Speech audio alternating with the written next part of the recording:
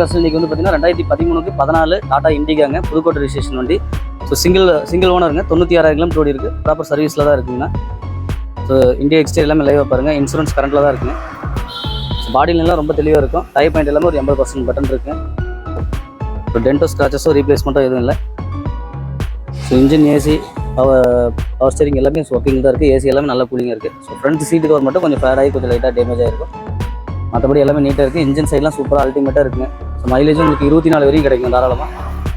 Engine நல்ல quality, mileage நல்ல quality. கண்டிப்பாங்க. ஸோ லோ பட்ஜெட் போகிறவங்க தாராளமாக இந்த வண்டி ட்ரை பண்ணலாம். வண்டி சூப்பராக இருக்குங்க. ஃபேன்சி ரிஜிஸ்ட்ரேஷனோட இருக்குது வண்டி. மற்றபடி மேஜராக எந்த ஒரு குறையும் இல்லைங்க. வண்டி எடுத்தால் உங்களுக்கு திருப்தின்னு பார்த்தீங்கன்னா ஒரு சீட் கவர் மட்டும் போட்டிங்கன்னா போதுங்க. மற்றபடி எந்த ஒரு ஒர்க்கும் பார்க்க வேண்டாம். வண்டி எடுத்து அப்படியே ரன் பண்ணலாம்.